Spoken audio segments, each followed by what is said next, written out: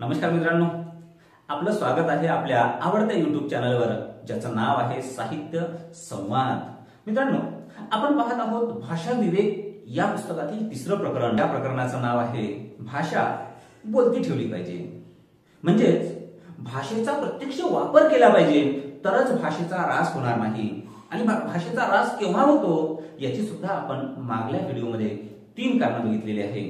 आता मित्रांनो, भाषे संदर्भात काही नकारात्मक बाबी आपल्यामध्ये आहेत, त्यामुळे सुद्धा भाषेचा ऱ्हास होतो। आता या नकारात्मक बाबी कोणत्या आहेत की मराठी भाषेला खच्ची करणारे काही नकारात्मक घटक आहेत। आता हे नकारात्मक घटक कोणते आहेत तर मराठी समाजाचा न्यूनगंड। आता न्यूनगंड काय? बऱ्याचदा मित्रांनो, झाडू मारणारी आई तिची ओळख तिचा मुलगा चांगल्या लोकांसाठी करून देत नाही। का ओळख करून देत नाही? तर त्याच्या मनामध्ये आपल्या आईबद्दलचा न्यूनगंड आहे की आपली आई हे हलकं काम करते। मित्रांनो, हाच न्यूनगंड बऱ्याचदा भाषे संदर्भात सुद्धा असतो की आपली जी मराठी भाषा आहे ना, इंग्रजी भाषा ही जगामधली भाषा आहे, मल्याळम भाषा चांगली आहे, पंजाबी भाषा चांगली आहे आणि मराठी भाषा ही अरेतुरेची मलेतुलेची ही भाषा चांगली नाही। आणि म्हणून आपण मराठी सोडून इतर भाषा बोलण्याचा प्रयत्न करतो। इथेच आपण फसतोय, इथेच आपण आपल्या मराठी भाषेला मारून टाकण्याचा प्रयत्न करतो। हा आपल्याच मराठी भाषेसंदर्भातील न्यूनगंड हा मराठी भाषेच्या ऱ्हासाचं सुद्धा कारण आहे। जोपर्यंत आपल्या भाषेबद्दल आपल्याला अभिमान वाटणार नाही, तुम्हाला जर अभिमान वाटणार नाही तर तुमच्या भाषेबद्दल लोकांना कसा अभिमान वाटेल? म्हणून पहिल्यांदा आपल्याला आपल्या भाषेबद्दल अभिमान वाटला पाहिजे। न्यूनगंड सोडून अहंगंड नाही, पण माझी ही भाषा छान आहे, उच्चतम आहे, हा अभिमान आपल्याला बाळगणं आवश्यक आहे। दुसरा मित्रांनो की अतिरिक्त भाषिक सहिष्णुता। इतरांच्या भाषेसंदर्भात आपण अधिकाधिक सहिष्णू वागतो आहे, म्हणजेच इतरांच्या भाषेला मोडतोड करायचं अशातलाही भाग नाही, इतरांच्या भाषेला नाकारायचं अशातलाही भाग नाही आणि आपल्याच भाषेचा उदो करायचा अशातलाही भाग नाही। तू मोठा आहे तर मी सुद्धा मोठा आहे अशा पद्धतीचं वागणं, तुमची भाषा चांगली आहे तर माझी सुद्धा भाषा चांगली आहे, हे वागणं म्हणजे समानतेचं वागणं आहे। आपण काय करतो? मराठी भाषिक काय करतो? डॉक्टर अरुण साधू असं म्हणतात की मराठी भाषिक काय करतात की आपली भाषा सोडून इतरांच्या भाषेबद्दल अधिक सहिष्णुता बाळगतात। पण नाही ना, आपला मराठी प्रदेश आहे, महाराष्ट्र आहे, महाराष्ट्र हा मराठी भाषेच्या अनुषंगानेच निर्माण झालेला आहे, म्हणजे इथली राजभाषा, इथली राष्ट्रभाषा ही मराठी आहे आणि म्हणून मग इथे मराठीमध्येच बोललं पाहिजे। वसंतदादा पाटील यांनी ठरवलंय की परभाषिक येणारा अधिकारी त्याने मराठी भाषा बोललीच पाहिजे, त्याला लिहिता वाचता आलीच पाहिजे। हा आपण अट्टहास का नाही धरत?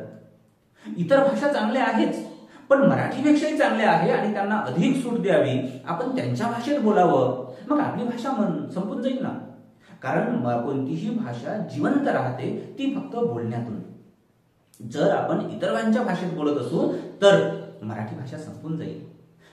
इतर भाषांमधील अतिरिक्त सहिष्णुता हा सुद्धा भाषेच्या ऱ्हासाचं एक कारण आहे, आपल्यामध्ये तो नकारात्मक घटक आहे। मित्रांनो, महाराष्ट्रामध्ये जेवढे इतर भाषिक स्थलांतरित झाले तेवढे कदाचित कोणत्या राज्यामध्ये स्थलांतरित झाले नसेल, कारण आपल्याकडे मुंबई आहे। म्हणून काय झालं की महाराष्ट्रामध्ये मग तामिळची असेल, पंजाबी असेल, ओरिसाची असेल, गुजराती असेल, बांगलादेश असेल, इतर भाषिक फॉरेनचे असेल, इतर भाषिक मोठ्या प्रमाणात इथे स्थायिक झालेले आहेत आणि व्यवसाय करू लागलेले आहेत, पिढ्यानपिढ्यांपासून व्यवसाय करू लागले आहेत। तरी सुद्धा त्यांनी मराठी भाषा शिकलेली नाही, ते फक्त त्यांच्याच भाषेचा अट्टहास करतात आणि तेच भाषा बोलतात। आपणही काय करतो की ते व्यावसायिक आहे, ते श्रीमंत आहे आणि इथला बहुतांश माणूस मराठी माणूस असून सुद्धा, महाराष्ट्रातला माणूस असून सुद्धा तो रोजगार आहे, तो कामगार आहे, तो कर्मचारी आहे। मग काय करतो? मोठ्यांची भाषा तो स्वीकारतो आणि मराठी भाषा तशीच दाबून ठेवतो। इतर भाषिक लोकांचं स्थलांतर हे सुद्धा मराठी भाषेच्या ऱ्हासासाठी एक कारणीभूत आहे। पण तरीही याला मराठीचा अभिमान जर असेल आणि आपण मराठीमध्येच बोलायचा अट्टहास जर धरत असू तर मराठी भाषा जिवंत राहील, ती समृद्ध होईल, असंही डॉक्टर अरुण साधू यांना वाटतं। मित्रांनो, इंग्रजी भाषेमधलं शिक्षण हा सुद्धा एक महत्वाचा मुद्दा राहिलेला आहे की अलीकडे जागतिक भाषा म्हणून इंग्रजीचा उदय झालेला आहे आणि सर्वमान्य सुद्धा झालेला आहे। आणि इंग्रजी शाळांचं संख्या वाढते आहे. मराठी माणूस सुद्धा जिल्हा परिषदच्या शाळा सोडून तो इंग्रजी शाळेत माध्यमाच्या शाळेमध्ये टाकतो आहे. आणि म्हणून आपल्याच पोरांना पुन्हा नव्याने मराठी शिकावं लागते आहे आणि तो शिकत नाही, कारण पुढील शिक्षणामध्ये मराठीचा अंश फारसा त्याला दिसत नाही, मिळत नाही. पण संस्कार जे होत असतात मित्रांनो, ते खऱ्या अर्थानं मराठीमधून, मातृभाषेमधून होत असतात. म्हणून इंग्रजीमध्ये शिकणारे मुलं शाळा शिकतील, शिक्षण घेतील आणि उच्च उच्च पदावर जातील, पण मात्र मातृभाषेमधलाच संस्कार हा आयुष्यभर पुरतो, संस्कारामध्ये ते कमी पडते आहेत. यासाठीही, संस्कारासाठी आणि शिक्षणासाठी सुद्धा मराठी भाषेचा आपण वापर केला पाहिजे, जो की आता इंग्रजी शिक्षणाच्या माध्यमामुळे तो कमी होत आहे. मित्रांनो, दुसरं एक की जागतिकीकरण, अक्षम्य बेपर्वाई, हेही आपल्याला कारण आपण पाहिलेले आहे की यामुळे सुद्धा मराठी भाषा नष्ट होत आहे. हे झालं नकारात्मक घटक. तरीही काही सकारात्मक घटक सुद्धा आहे. मित्रांनो, सकारात्मक घटक काय आहे? तर जगामध्ये नव्हे तर किमान भारतामध्ये तरी एक मराठी भाषिकांसंदर्भात वाईट समजूत आहे, वाईट समज आहे, चुकीचा समज आहे की मराठी भाषा ही काही ज्ञान भाषा नाही आहे किंवा मराठी भाषेत ही भांडखोर असतात. जसे की मधल्या काळामध्ये की इतर भाषिकांना मुंबईतून हाकलून देण्याचा प्रयत्न झाला होता, किंवा इंग्रजी नकोच, इंग्रजी भाषेमधल्या पाट्या नकोच, तिथे मराठी भाषेच्याच पाट्या असाव्यात, हा अट्टहास झाला होता. मित्रांनो, हा अट्टहास मराठी भाषिकेचा अभिमान म्हणून ठीक आहे, पण हा प्रत्यक्षात बोलण्यातून जर आपण वापरलं तर मराठी भाषिक असून सुद्धा, ज्यांचा जन्म महाराष्ट्रामध्ये झाला असून सुद्धा, महाराष्ट्राची मराठी ही मातृभाषा आणि राज्यभाषा असून सुद्धा इथल्याच माणसांना, बऱ्याच माणसांना अजूनही मराठी बोलता येत नाही. आणि आपण जर केवळ म्हणत असू की इतर भाषिकांना हाकलून लावायचं, हा मला वाटते डॉक्टर अरुण साधू म्हणतात की हा खोटा अभिमान आहे, ही भक्ती आहे. भक्तीनं भाषा मोठी होणार नाही, तर त्याचे आपण अनुयायी झालो पाहिजे, त्या भाषेवर आपली निष्ठा असली पाहिजे. असा जरी वाईट इतर राज्यांमध्ये आपल्या संदर्भात वाईट समजूत असली तरीही मात्र प्रत्यक्षातलं वातावरण तसं नाही आहे. तुझे पाय माझे डोई आपण बसू एके ठाई, अशीच आपली मराठी भाषेची समजूत आहे. आपण मराठी भाषा असून सुद्धा इतरांनाही सामावून घेतो आहे, कित्येक पिढ्यांपासून सामावून घेतलेला आहे. आणि म्हणूनच मराठी ही स्वतंत्र मराठी नाही आहे, तर मराठी भाषेवर अनेक भाषांचे प्रभाव आहेत.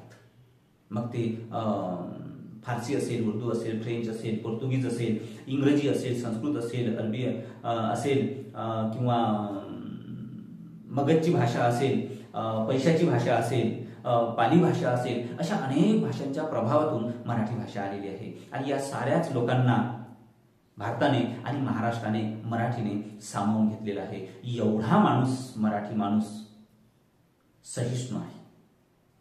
बऱ्याचदा मित्रांनो की एक हेच सौंदर्य मराठी भाषिकांचं इतर भाषेच्या संदर्भात हे सौंदर्य आहे. मराठी भाषिक प्रचंड औदार्य दाखवतो आहे. जो कोणी येईल, ज्या पद्धतीने एखादी मोठी नदी इतर नद्यांना, इतर नाल्यांना आपल्यामध्ये सामावून घेतो आहे, किंवा सागर इतर नद्यांना, इतर नाल्यांना आपल्यामध्ये सामावून घेतो आहे, तो असं म्हणत नाही का ही हिंदी आहे, इंग्रजी आहे, पोर्तुगीज आहे, डच आहे, फ्रेंच आहे, मल्याळम आहे, फारसी आहे, असं तो म्हणत नाही. अनेकता में एकता, यही भारत की विशेषता, ही मराठीची सुद्धा आहे. मराठीने सगळ्याच, मराठी आणि मराठी भाषिकांनी सगळ्याच भाषांना सामावून घेतलेलं आहे. हे मराठी भाषिकांचं प्रचंड सौंदर्य आहे, औदार्य आहे. हाही मुद्दा आपल्याला लक्षात घेतला पाहिजे. मित्रांनो, मराठी भाषिका संदर्भात जेवढे काही नकारात्मक घटक आहे, त्याच पद्धतीने हे सकारात्मक घटक सुद्धा आहे. मराठी भाषिकांचं हे औदार्य आहे, हा उदारपणा आहे, हेही लक्षात घेतलं पाहिजे. पण मराठी भाषा बोलती ठेवली पाहिजे, कारण कोणतीही भाषा किंवा कोणतीही संस्कृती जी जिवंत राहत असते ती भाषेच्या अनुषंगाने राहत असते. भाषा मरते म्हणजे काय, तर भाषा मरते म्हणजे संस्कृती मरत असते. आणि आपली जर संस्कृती, मराठमोळी महाराष्ट्राची संस्कृती टिकवायची असेल तर मराठी भाषा जिवंत ठेवावी लागेल. आणि म्हणून ही जी काही रासाची कारणं आहे, ही रासाची कारणं याच्यावर आपण विचार केला पाहिजे आणि आपण त्यावर विचार करून ते सकारात्मक दृष्टीने ते पाहिले पाहिजे आणि ते उपयोगात आणले पाहिजे. मित्रांनो, मराठी प्रत्यक्षात बोललो पाहिजे, लिहिलो पाहिजे, त्यामुळेच मराठी भाषा जिवंत राहील. अरुण साधू म्हणतात, मराठी भाषा बोलती ठेवली पाहिजे, मराठी भाषा वाहती ठेवली पाहिजे. धन्यवाद.